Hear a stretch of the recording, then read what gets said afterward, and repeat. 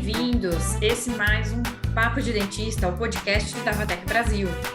Hoje vamos conversar com Francisco Limonge, sócio proprietário da Cefaz. Olá, Francisco, bem-vindo. Oi, Karina, obrigado, é um prazer estar aqui. Vamos lá, para começar o nosso bate-papo, então conta um pouquinho da Cefaz e um pouquinho do que vocês fazem. Beleza. Bom, vou começar contando a história do Cefaz, que aí eu acho que todo mundo vai começar a entender como é que a gente criou, né, a empresa. Bom, inicialmente, eu sou filho do Bené Limonge, acho que algumas pessoas devem conhecer. E ele... Dr. Limonge é super famoso. Ele teve uma clínica em Itabira, né, e lá ele começou com a odonto e depois colocou a rádio para funcionar junto. E eu era criança, então, assim, sempre estava presente ali na radiologia, né? Então, desde criança ali já comecei a entender o que era uma pré-apical, o que era uma panorâmica, e ali já fui entendendo um pouco daquele mundo ali da radiologia. Aí, quando eu fui escolher a faculdade, acabei optando por computação, né? E olha, aí... não foi o odonto, hein? Não foi. Assim, eu sempre fui apaixonado com o odonto, mas acabei escolhendo computação, e inclusive incentivado pelo meu pai. E engraçado é que na hora que eu falei, não, então vou fazer computação. Aí ele falou, é a clínica aqui, você vai deixar a clínica.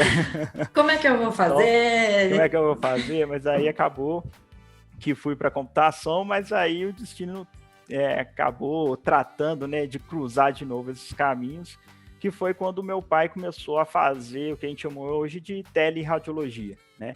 Ele começou a prestar serviço, no caso de traçado e laudo, para outras clínicas.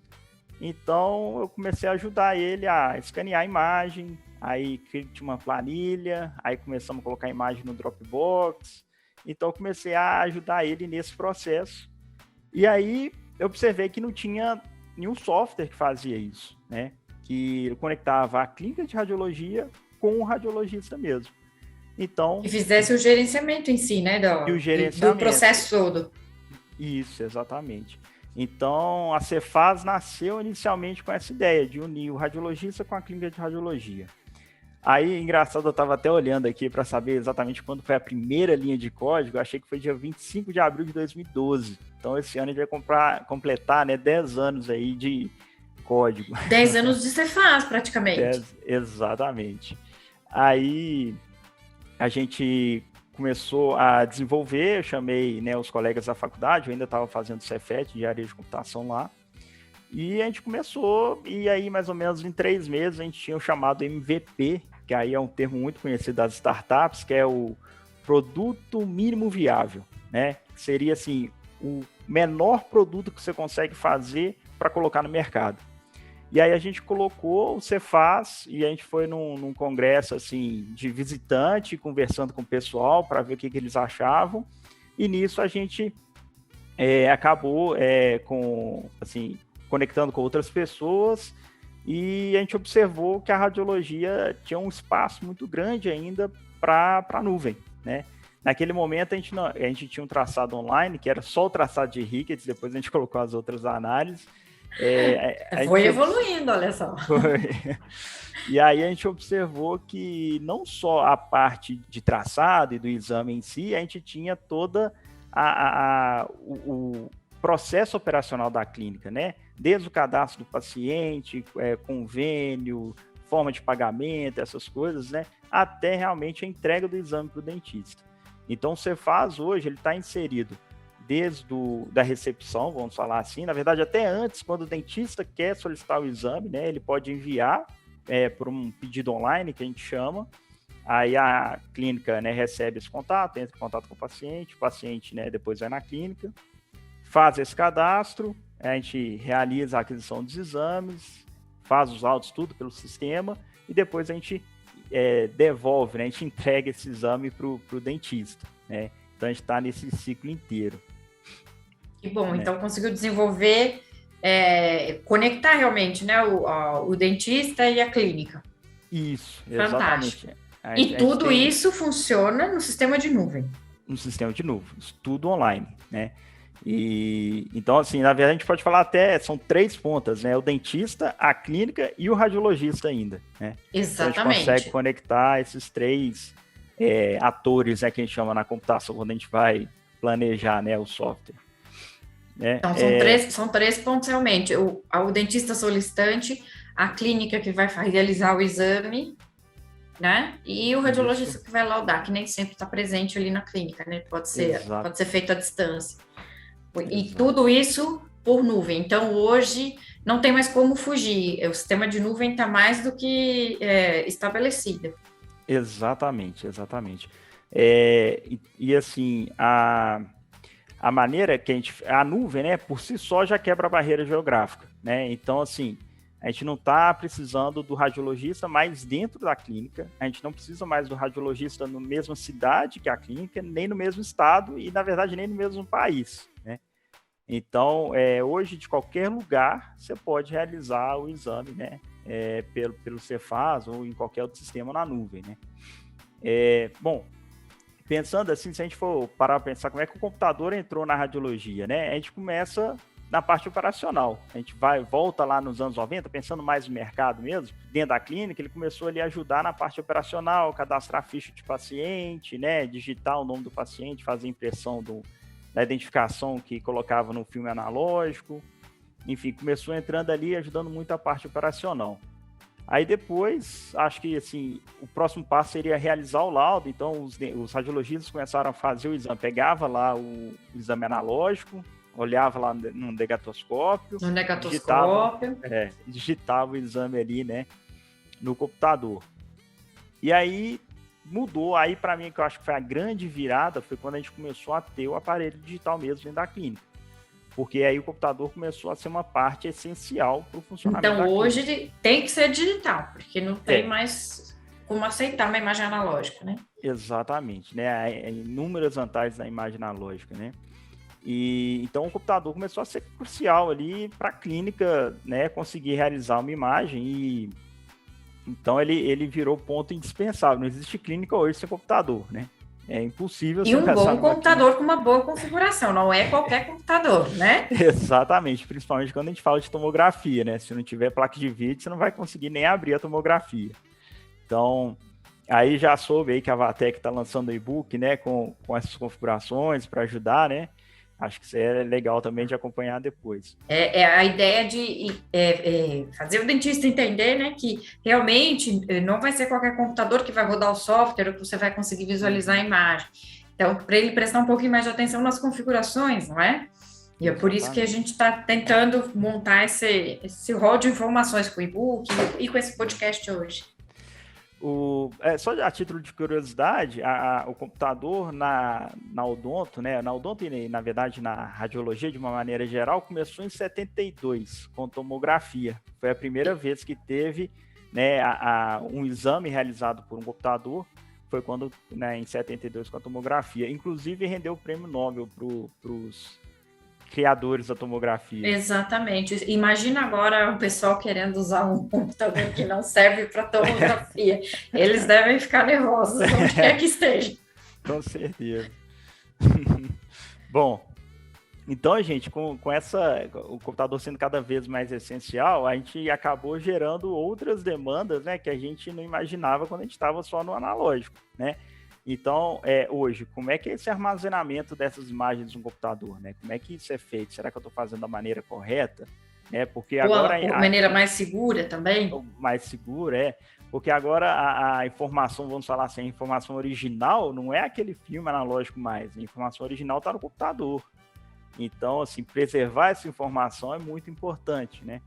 E, assim, o exame digital por si só, ele tem várias, né, vantagens, assim. A primeira é que você tem uma cópia do exame ali, né, de fácil acesso. O analógico não, você fazia, entregava e você nunca mais ia ver aquele exame, né? A qualidade do exame é superior. Hoje, né, é inquestionável como que é muito superior ao analógico, né? O processo de aquisição também, né, hoje, né, sabendo posicionar o paciente é a única coisa que tem que saber. O resto, o computador faz tudo, né? E também na impressão, que ainda muita gente imprime hoje, né? A gente não precisa mais revelar, né? Não tem aquele processo todo. Se a gente for pensar, a impressão é mais fácil do que revelador e fixador, né? Nossa, muito mais, né? Muito mais. né? E muito mais rápida também, né? Aqueles processadores automáticos lá, reveladores automáticos, nossa, aquilo demorava muito para E quando sair emboscava o filme dali. dentro da reveladora, então, um terror.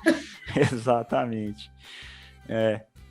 Bom, então, assim, pensando hoje né, que o computador é parte essencial, qual que é a melhor maneira de armazenar essa imagem ali, né? Aí, Karina, para tentar explicar um pouco melhor, vamos pensar numa situação de segurança mesmo dessa imagem, tá? Que eu não vá perder essa imagem de maneira alguma. Pensa, então, que você tem um computador com essa imagem. Se esse computador queimar, você perdeu a imagem, né? Você não tem como recuperar ela mais. Já era. Aí, normalmente, assim, principalmente ali nos anos 2000, por ali, assim, o pessoal começou a gravar no HD externo, né? Então, você tinha o computador, aproveitava, fazia o backup no HD externo. Aí, pensando numa catástrofe, assim, a gente pode pensar que pegou fogo na clínica. Pronto, queimou tanto HD externo quanto o computador. Então, também não está seguro, né? E o HD externo, se a gente for pensar, ele é o mesmo HD que está dentro do computador, só que ele está fora, né? Exatamente. Então, ele é passível de erro e de quebra também, né? Com certeza. Eu já tive problemas com isso, com meus arquivos pessoais, e foi terrível. Na verdade, qualquer peça do computador, ela pode falhar, né? Ela pode falhar e pode danificar mesmo. Assim, é meio inerente à mecânica, né? E a parte elétrica mesmo, né? Eletrônica. A gente teve uma transição, falando mecânica, porque o HD antes era um disco rígido que ficava rodando mesmo para gravar informação, né? Sim, ele era físico mesmo, né? O negócio é mecânico mesmo. Exato. Hoje, assim, já tem a tecnologia SD que facilita um pouco, né? Facilita não, né? Que é um pouco mais confiável, que é só a parte eletrônica mesmo, né? São alguns chips ali que armazenam essa informação. Mas, mesmo assim, pode ter falha e pode estragar, né? E também tem a questão do tempo de vida útil, né? Todo equipamento vai ter o tempo de vida útil dele, né? E em algum momento ele vai estragar. Nem brinca. Bom, então... Mas calma que tem solução, nós vamos chegar lá ainda. Então, é o seguinte, Então tem essa questão, né, se pegar fogo na clínica, voltando para o exemplo lá, eu vou perder o HD e vou perder o computador e não vou ter imagem.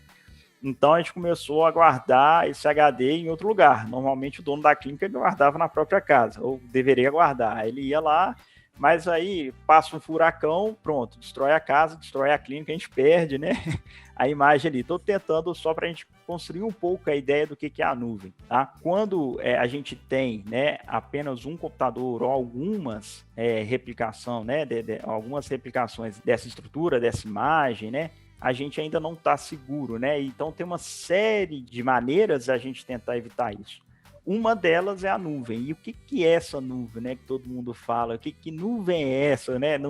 E como é que surgiu esse termo, né? Mas enfim, a principal ideia é que a gente vai ter vários computadores, tá? Não vai ser um só, não vão ser dois computadores na mesma cidade, tá? Inclusive, um dos critérios é que os computadores estejam a 100 quilômetros de diferença.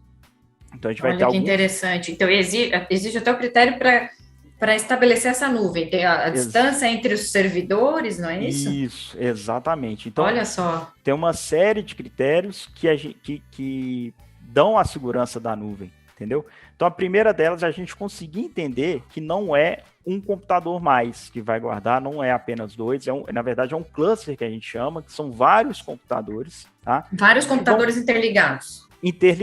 E eles vão simular um computador, tá? Então, qual que é a grande vantagem desse cluster, né? Desses vários computadores que estão simulando um computador? Que se um computador do cluster falhar, o outro vai salvar a pátria. Exatamente. O cluster não vai deixar que o computador virtual, né, esse computador simulado, tenha algum problema, né? Então, a maneira que a computação encontrou de manter, né, com muita segurança, tanto as informações quanto os sistemas, né, esse cluster, essa maneira de simular um computador, e aí qualquer coisa que acontecer física, né, nos computadores mesmo que estão rodando ali, o cluster, né, vai conseguir manter aquele computador simulado. Então, esse é o grande motivo que a nuvem ela é muito mais segura do que qualquer coisa que a gente possa fazer internamente, tá? Só para a gente tentar compreender um pouco mais, a gente do Cefaz tem uma parceria com a Google, né? Então, a gente nem a gente mesmo, que é engenheiro de computação, a gente entende, sabe como fazer, a gente faz isso. A gente terceiriza, porque senão o meu negócio começa a não ser desenvolver o sistema e começa a desenvolver a arquitetura para manter o sistema, né? Entendi. Então, a gente tem essa parceria com a Google que tem, aí, entrando um pouco mais em detalhe, tem esse cluster, né, que mantém as imagens. Então, eu tenho um cluster ali só para o storage e eu tenho um outro cluster que é para o sistema, né, que é para manter o funcionamento mesmo do sistema. Ou seja, você não está aí com problema nenhum, né, de armazenagem de dados, né? Uhum. Não perdeu nenhum dado, porque é super seguro. Eu estava lendo um artigo, eles estavam dizendo que o grande benefício da nuvem realmente é a segurança e a confiabilidade do sistema. Justamente, acho que por isso que você explicou, né, do clustering e da possibilidade de salvar a mesma informação em computadores diferentes, é isso? Isso. Né? Então, né, sendo mais assim, genérico, né? Então, quando a gente põe uma imagem lá dentro do Cefaz, essa imagem, ela não vai só para um lugar, ela vai para vários ao mesmo tempo. Inclusive, tem algumas informações que a Google mesmo, né, a gente nem sabe, assim, para qual cidade está a imagem de fato, sabe? Então, tem algumas coisas que ele mantém em sigilo para criar uma barreira mesmo, né? Sim, e realmente aí mora a segurança e a privacidade do sistema todo. Exatamente. E assim, a disponibilidade hoje que a Google oferece para a gente nesse serviço, ela é muito alta. Então, por exemplo, tem 90%, não existe 100%, tá? Nunca vai existir 100% da computação. Então, a gente tem lá 99 pontos, aí são 17 noves depois desse ponto, que essa imagem não vai sumir, né? Não vai acontecer um erro e que ela vai se perder. E isso mostra realmente, então, como é seguro você salvar tudo na nuvem. Exatamente. E me diz uma coisa, além de você ter a segurança de você ter sempre esse backup, como é que funciona a segurança no sentido de proteção dos dados? No sentido de ninguém invadir ou de ninguém roubar, seja as suas imagens ou seja qualquer informação que você tenha armazenado na sua nuvem. Legal você ter perguntado isso. Bom, aí já é uma configuração que a empresa mesmo faz, né? A gente tem uma arquitetura que, por exemplo, para acessar o nosso banco de dados, só um computador que acessa, tá? Que é o computador da aplicação, né? Então, por exemplo, se eu quiser acessar os dados diretamente, eu não consigo acessar. Eu tenho que entrar nesse computador para acessar o banco de dados ou acessar alguma imagem. Então, existem algumas maneiras que a gente previne, né, um hacker ou alguma segurança desse tipo. Então, assim, eu tenho um IP, só um computador específico pode acessar o banco de dados, um computador específico pode subir as imagens, né? E tudo isso quem controla é o servidor de aplicação, né? Sem contar os processos de segurança, né, da própria Google mesmo. Então, assim, só consegue entrar com credencial, e não estou falando credencial que é e-mail e senha, é um token mesmo, como se fosse uma assinatura digital, tá? Então, eu tenho uma assinatura digital que eu vou lá, coloco lá no servidor, essa assinatura digital pode acessar. Então, a gente tem todo esse critério, né, para conseguir proteger a base de dados. Então, a pessoa que vai trabalhar com esse sistema de nuvens pode ficar sossegada quanto ao vazamento desses dados. Qualquer dado que seja, né? Pode ser prontuário de paciente, pode ser imagem, né? Pode ser dados do cartão de crédito, do pagamento, vai saber, né? Então, nada disso vai sair mais, assim, sem dúvida, é mais fácil sair do cliente do que da gente, entendeu? Entendi. Porque os dados, outra coisa também interessante falar é que na hora de trafegar esses dados, para o dado sair do cliente, tá? Até chegar lá no Cefaz, ele é criptografado. Então, que a gente chama... Essa criptografia seria uma senha? Como funciona essa criptografia? A criptografia, na verdade, é o HTTPS. Né? Então, qualquer site que você entra lá com HTTPS, é isso que está significando. Todo dado trafegado até o servidor, ele é criptografado e não tem como quebrar. É muito difícil de quebrar, na verdade, né? Na computação, a gente sempre tem que tomar esse cuidado, porque quase tudo é possível. Mas, enfim, de sair do cliente, né, até chegar no servidor, a gente não tem como, né, uma pessoa pegar, alterar esse dado, enviar para a gente, fazer algum ataque desse tipo, porque ele é criptografado. Aí, chegando lá no servidor, tem a criptografia, a gente vai reverter e verificar se é condizente ao que foi enviado, né? Isso tudo é feito de forma muito automática, assim, né? E em relação a essa segurança desses dados, a gente segue o protocolo que a gente chama de HIPAA. Na verdade, eu achava que a pronúncia era até HIPAA, é HIPAA, mas é um protocolo que a gente fala que está em compliance, né, com esse protocolo, que ele tem essas diretrizes para a gente seguir, né? Inclusive em relação ao compartilhamento do exame. Então, até agora a gente falou de armazenamento, como é que a nossa estrutura e de uma maneira geral, como que a estrutura em nuvem, né, mantém esses dados seguros, né, muito mais seguro que a gente deixar no nosso computador.